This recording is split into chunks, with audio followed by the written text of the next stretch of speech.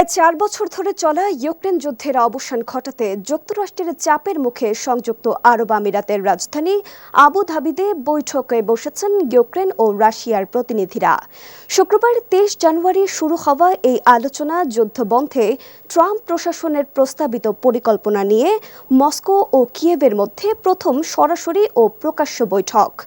আলোচনার প্রধান ইস্যু হিসেবে উঠে এসেছে ভূখণ্ড সংক্রান্ত বিরোধ।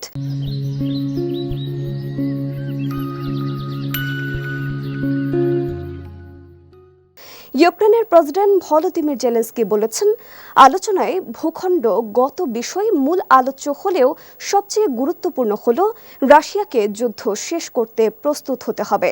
তবে তিনি জানান, আলোচনার ফলাফল নিয়ে এখনই কোনো সিদ্ধান্তে পৌঁছানো সম্ভব নয়। অন্যদিকে রাশিয়ার দাবি, ইউক্রেনকে ডনবাস অঞ্চল ছেড়ে দিতে হবে, যা কিয়েভের কাছে অগ্রহণযোগ্য। ক্রেমলিন বলছে, ভূখণ্ড সমস্যা সমাধান ছাড়া দীর্ঘমেয়াদী সমঝোতা সম্ভব নয়। এই আলোচনা চলছে এমন এক সময় যখন যুদ্ধাহত ইউক্রেন জুড়ে রুশ হামলায় বিদ্যুৎ অবকাঠামো ক্ষতিগ্রস্ত হয়েছে এবং সাম্প্রতিক হামলায় বেসামরিক প্রাণহানির ঘটনাও ঘটেছে।